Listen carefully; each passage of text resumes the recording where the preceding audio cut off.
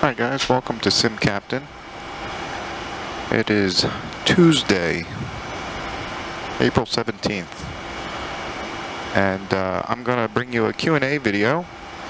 Today I'm going to fly the West Wind down to Grand Turk from Philadelphia, just for no particular reason other than it'll give me a nice quiet time to be able to do the Q&A. I've already got the engines running. I'm going to put the taxi lights on, brakes are off. We're going to test the brakes.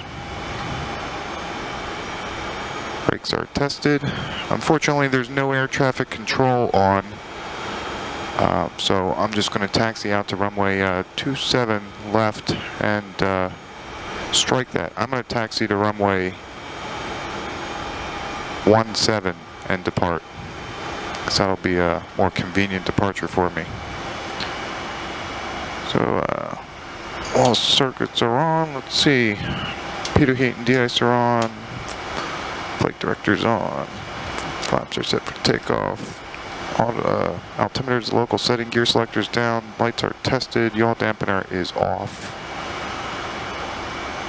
Starter switches are selected to ground. Flight controls are free and correct.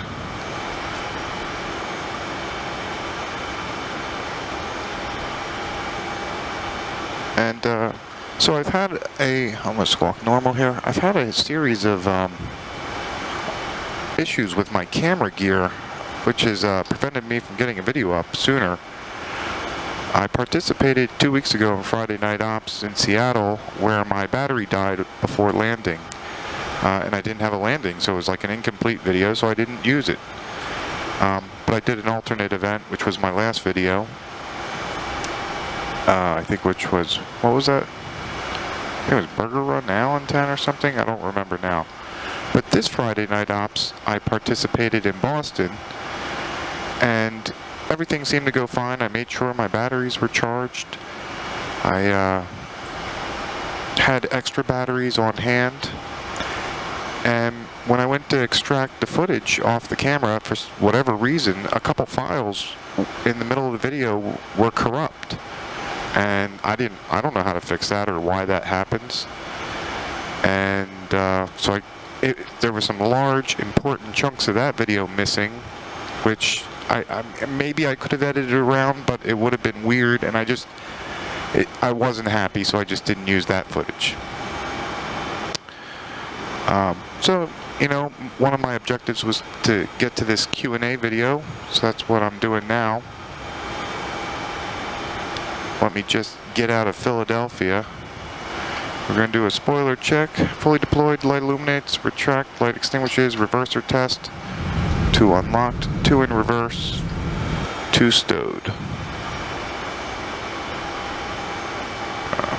So also, we had some excitement in Philadelphia today with the Southwest Airlines making an emergency landing. That departed Newark and was bound for Dallas Love Field when they had a uncontained engine failure. I heard the NTSB saying that it's not determined that it was uncontained, but I think anybody can look at a picture of that engine and know that that was not a contained engine failure. I mean, shrapnel killed somebody, it seems like, and I hate to see that. It's hard to believe, but I'm sure appropriate actions will be taken, and I bet windows along the engines will be reinforced, or something will be change. But it was really unfortunate, and our hearts go out to the passenger who is mortally injured. So we're at runway 17. I'm going to turn the taxi lights off, landing lights and strobe lights are on, pumps are on. I'm going to make a quick announcement.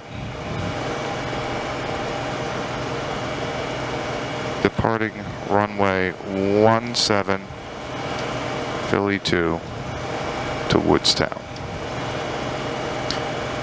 Alright, announcement made. I'm in the wrong view. I'm going to look right, I'm going to look left. It looks clear. we're ready to go. 5,000 feet, 250 knots below 10. We're all set.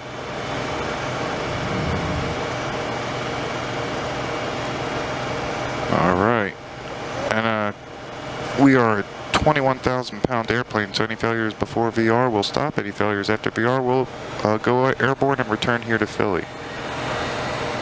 We'll bring the engines up, takeoff power is set. Airspeed's alive. There's 80. V1. VR. Positive rate. Gear up.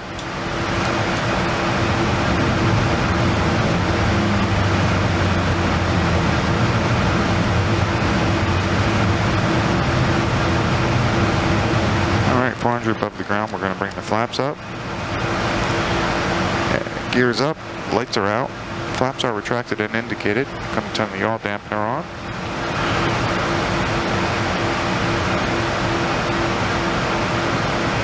Stable climb, autopilot up to 5. And we're going to go direct to Woodstown.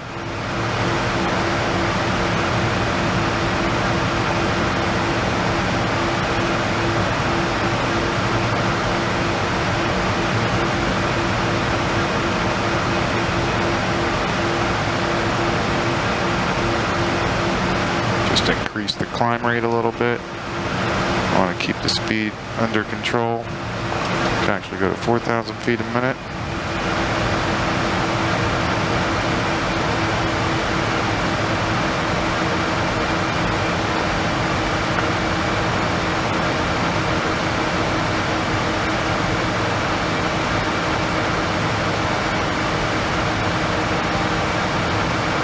And 5. We'll continue our climb. Oops. We're going to flight level 400, so I'm going to just put that in.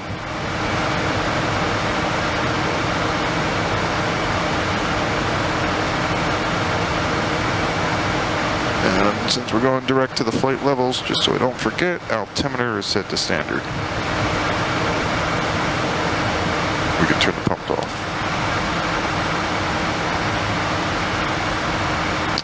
So, you know, one thing about that whole Southwest incident that just stirs up a pet peeve of mine is while listening to it being reported, every single news agency refers to the airport as the tarmac. The plane on the tarmac, the tarmac, the tarmac, the tarmac. There is no part of an airport that is called the tarmac. There's the runways, there's taxiways, and there's the ramp. No tarmac. It pains me every time I hear it. I mean, it's just because, like, you would think the news agencies would inform themselves, and then they're always speaking to experts. We're climbing through 10, landing lights are off, and we can accelerate. But they're speaking to experts. I mean, aviation experts, and you'd think one of them might say something, or, you know, it just boggles me that for such a long time, nobody gets it right. Well, I'm sure there's one or two who get it right, but the vast majority of news agencies use the term tarmac. And there is no part of an airport referred to as the tarmac. I actually had to look up what tarmac was. I'll pull it up. Because it's a material used to lay pavement, basically.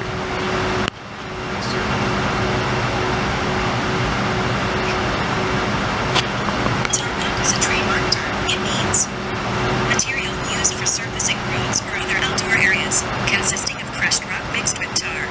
So crushed rock mixed with tar. It's a material used to surface roads with crushed rock and tar.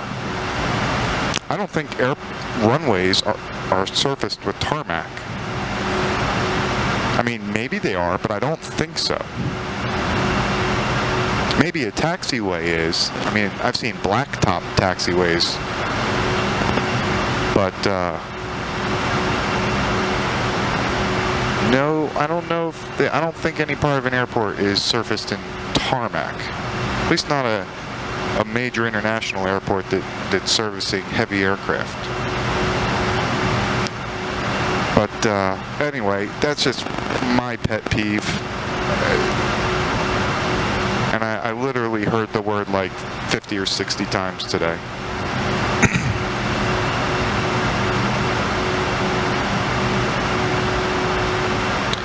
Alright, so we're fundamentally on our way, so I'm just going to monitor this climb and begin the Q&A here.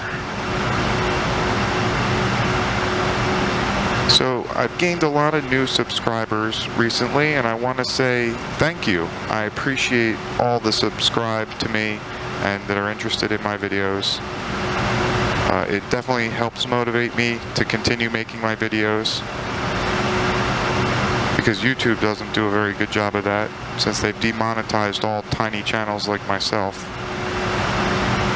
And it wasn't that I was doing it to make any money, but, you know, to have a little offset to the cost of making videos and the time it takes to edit and upload and all that stuff. So anyway, I'm trying to open up YouTube so I can get to my comments. I tried to do the Q&A a little bit during the Boston Friday night ops, but it wasn't working out very well because there was so much chatter, and it was difficult to like answer the questions while there's other talking going on. So that's why I decided to make this flight down to the islands, out over the ocean, where nobody's going to talk to me, and I can just do this. I'll try and keep this video at around my normal length of around 25-30 minutes. They kind of run that long just because that's how long it takes to climb and descend and land, but I'm going to cut some of this short and just do the Q&A, and then we'll be arriving at our destination. Alright, so notifications. So I'll start down at the beginning. And it's been a while since I've done this, so some of these might have dropped off, and I hope I don't miss anybody. I think I will.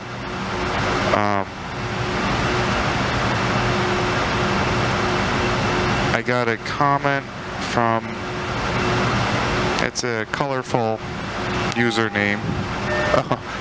Well, guess what? I have to talk to DC Center real quick. 133.72.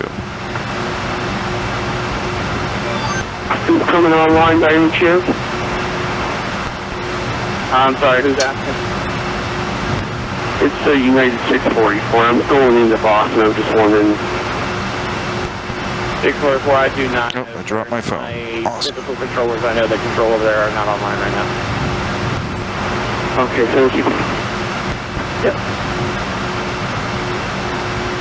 At Washington Center, November 66, Lima X-rays climbing through flight level 260 for 400.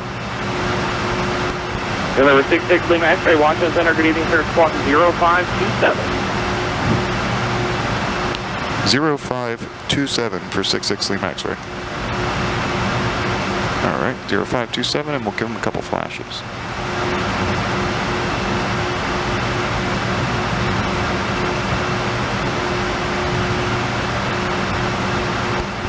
Number 66 Lima X-ray, radar contact 30 miles to the northeast, correction, northwest of the CIOVOR at flight level 270. Maintain flight level 400. Welcome aboard, sir.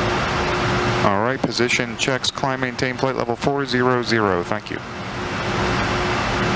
Alright, so I spoke too soon about not having ATC, because it looks like I will.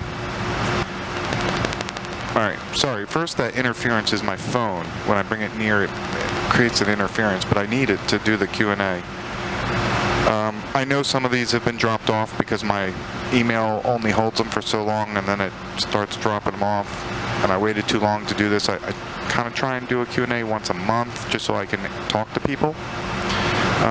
So I know one that had a colorful username who made a comment about, you know, he's a Vatsim controller and he enjoyed watching my video because it was nice to see every time an ATC gave an instruction, I'd be right on the MCP here making the changes on the autopilot. So So he enjoyed that. I just want to say thank you. Thank you to all the Vatsim controllers. I appreciate you guys. It wouldn't be that fun without you. And there are some more controllers out there who are watching. Also, how do you say your name? Laryl? I'm sorry, I don't know how to say some of the usernames. But you commented you were the tower controller, saying you forgot to hand me off after landing to ground controller. Great job. Nice to see somebody recording. See what I mean? This is what was happening. Now there's chatter, and it's interrupting my Q&A.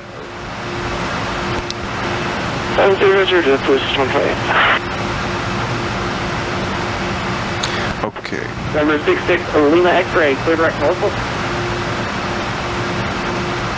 Direct to Norfolk for 66 Lima X-ray. Alright, we got direct to Norfolk.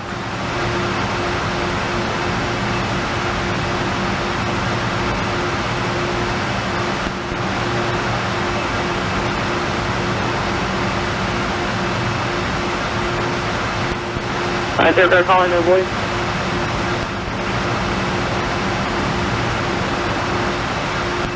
Last if they're calling their voice. Okay.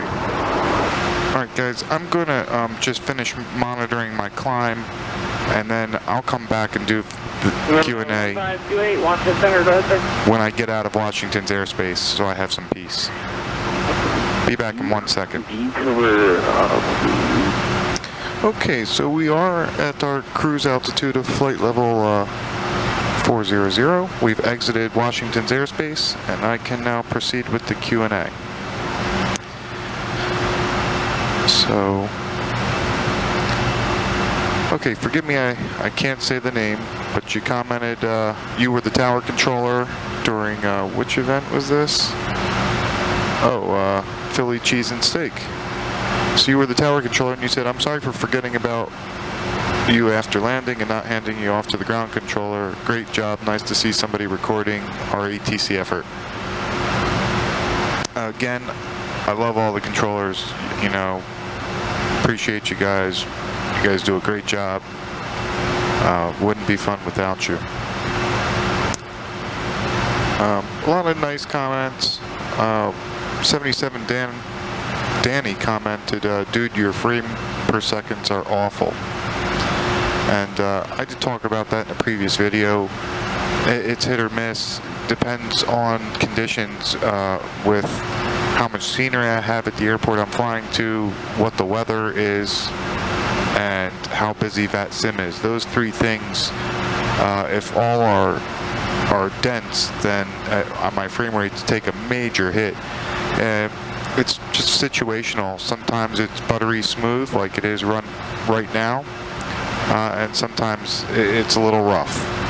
And I do apologize when it doesn't look good. Talking about my video when I unboxed my GPS, said nice video, could have made a couple cuts to speed it up, but I enjoyed it. Well, thank you. I try and keep the videos to a reasonable length. I know my flight videos have been averaging like 25-30 minutes. I try and cut down the parts where nothing's happening and just include the activity. Somebody wanted me to do a real-time flight. I tried that, and the video didn't get a lot of views, so I'm guessing that wasn't very popular. Drone Tech commented, hi, if you give me an email address, I'd love to send you pictures of my home-built cockpit. I am just now exploring the use of Vatsim. I hope there are professional people on there who speak well with ATC. Well, let me tell you, the controllers are great. You know, they actually have to take a test and qualify for their positions, unlike pilots where anybody can sign up and go flying. And there are some terrible pilots.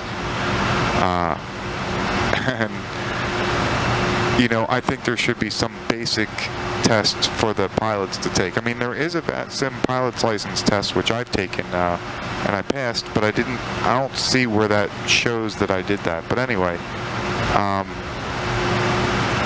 I think, yeah, pilots should have to pass some sort of minimal test just to make sure they understand airspace and navigation and like, you know, who to contact and stuff like that, and phraseology. But for the most part, a lot of the people on this network are good, you know, at this, and it is very enjoyable. If you're a newbie, I'm sure events can be kind of intimidating. I remember when I first started, I guess I was a little intimidated during events when it's really busy. Let's see, TWA 717 commented, you never mentioned how the yokes felt operationally. Do the force feedback give you a sensation of actually flying a heavy jet? Does the feedback get stronger as your airspeed increases? Oh, I'm sorry, I have to hit the read more. And control surfaces feel heavier. How does it feel in a turn? Would love to see a video of you flying manually describing the feel of the yoke, especially in more turbulent air. Thanks for the update on your new yokes. And that's talking about my 2 CLS-E force feedback yokes, which are absolutely my favorite. I love these things to death. They're fantastic. And pretty much yes to all your questions. You do feel the weight of the airplane. You feel the change of pressure as airspeed increases and decreases. You feel the wind blowing you around. On the heavier airplane, you feel that hydraulic feeling, and it gives you a stick shaker and all those things. When you stall, you feel the buffeting. I mean, you can turn ground turbulence on, and you can feel the ground bumps, but I found that annoying, and I actually turned that off. You know, these yokes really add a new level of simulation to a home cockpit like this.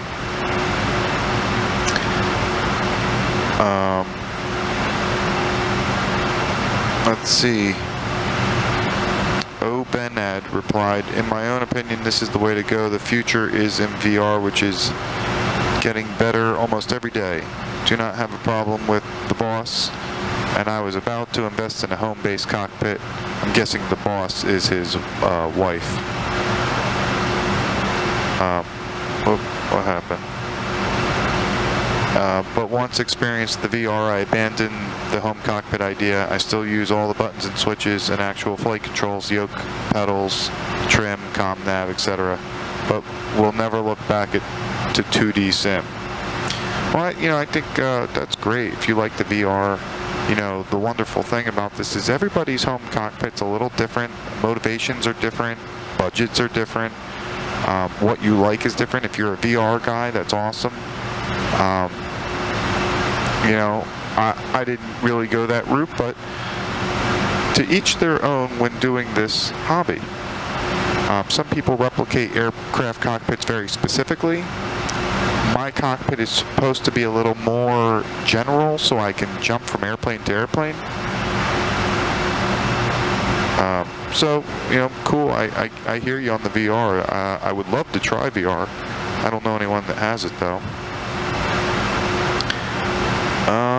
Stay Level Avionics commented talking about my SciTech instrument panels. Great products for those who need a tabletop panel mounting system solution. Be sure to check out slavex.com to finish off your simulator. I did check that out. That was a cool link you sent me. I appreciate it. Where'd the link go? I'd like to take a look at it real quick. Not seeing? Alright, I don't know where that link went, but what it was is SciTech had a Cessna 172 style instrument panel with the pre-cut out holes that you could add the SciTech panels in, which is cool. And they basically are doing the same thing, just with a much better looking panel that has a glare shield with lighting, and it's a cool looking product. So if you're a SciTech panel user, go check out slavex.com because they had some cool stuff. Alright, well, anyway, moving on. Dave Cat, 1458, who I've talked to before, and he says, as I mentioned before, put Squawk Box on hold and give vPilot a try. vPilot looks and feels the same as Squawk Box and is fully supported. I bet Squawk Box is the root of your problem. You're probably right, but I have a lot of anxiety about changing things because they're working, and every time I mess with something, it creates a different problem. And I'm at a point where everything seems to be working, so I don't want to mess with it. But you're probably right. Squawk Box does cause me a problem, and maybe VPilot would be better. I just I never find the time to really enhance this as much as I'd like. You know, I've been just trying to struggle and get a video posted for the last week. Let's see. Southwest 8080 commented, "Hey, good job. I was the 737 that landed right ahead of you." And that was during the Philly Cheese and Steak event, which was cool. I bet that's neat to be able to hear yourself on from another airplane's perspective. Somebody told me that happened and I was in somebody else's video, and they sent me a link, but I couldn't get it to work, so I never got to see it. And I asked them to resend it, but I never heard back. Drone Tech commented again, "Hey, what kind of plane are you flying? I noted that your sim is using the old jet sounds. Did you know that you can purchase updated engine sounds that match today's jets?" Yes, I did know that. This one actually has modified sounds. The Gulfstream that I fly all the time in these videos, I'm pretty sure that the person who made that Gulfstream based it on the Learjet platform, so it's using the Learjet sounds, and it also uses the Learjet panel, but I don't use the panel. So I just don't care, is the short of it. And that's why that is that. Jerry Spiteri commented, "Hi there, what ATC do you use for TalkBack? Cheers, Jay." Well, I don't use a program for TalkBack. I'm on the Vatsim network, virtual air traffic simulation. I love this network where pilots and other people who act as the controllers talk to each other, simulating the airspace throughout the world. And it's pretty neat because, like, you fly in Jamaica and the controller had a Jamaican accent. It really added some authenticity to the feeling of actually going there. So, yeah, Vatsim, check it out. It's pretty awesome. And Joe Sim commented, "Nice, you even have a control loading system," talking about my CLS-E yokes. I am going to do, as I said in my last video, I am going to do a comprehensive review video of just the yokes. The two yokes are not connected to each other in a mechanical way. They each have their own box and drivers, but they are connected through a Ethernet cord. Eastern Hops commented, "Great setup, love the SPAD neck drivers." Okay, now somebody else has talked to me about SPAD. I know it's the driver for the instruments. I'm not using SPAD. I don't know anything about SPAD. The drivers I'm using are the stock drivers from SciTech's website that I downloaded when I bought these. They seem to work fine, so you know, I'm not sure what the huge difference is. I'm not designing panels. There were a couple comments I know got cut off because I took too long to do this. I apologize. If I could remember which videos they were, I could go find them, but I have a lot of videos. So that's going to pretty much wrap up my Q&A session here. Thank you again to all those who have subscribed. I appreciate you guys viewing my videos. And I'm going to try and, you know, continue doing my Friday night ops, participating in different events. The review video for the yokes will be coming, but I need a little time because the next 2 weeks are very, very busy. And for that video, I'll need some time to do it. I probably want to do it during the daytime so you can see everything nice and clearly. So, as I said when I started this flight, we are headed down to Grand Turk. We still have quite some time, 733 miles. Alright, so we've begun our descent out of flight level 400. The islands are just coming into sight. And we are 88 miles out. Alright, we're going to put 10 degrees of flaps out. We have to step on the brakes there for a minute. Speed checks, we'll put the gear down. 20 degrees, they're going out.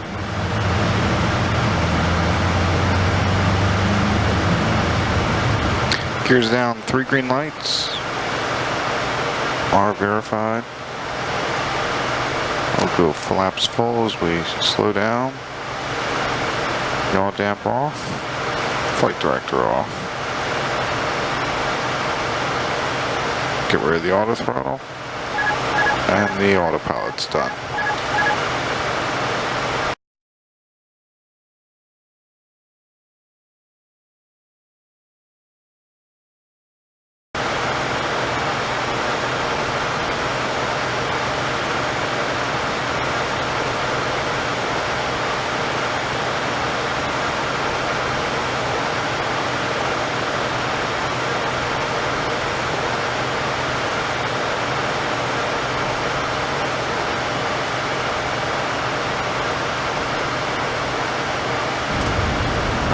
Speed brakes are deployed. Reversers are out. That's 100 knots. 80 knots. And we're going to apply a little braking. 50 knots, reverser stowed. Alright, looks like we got a back taxi here.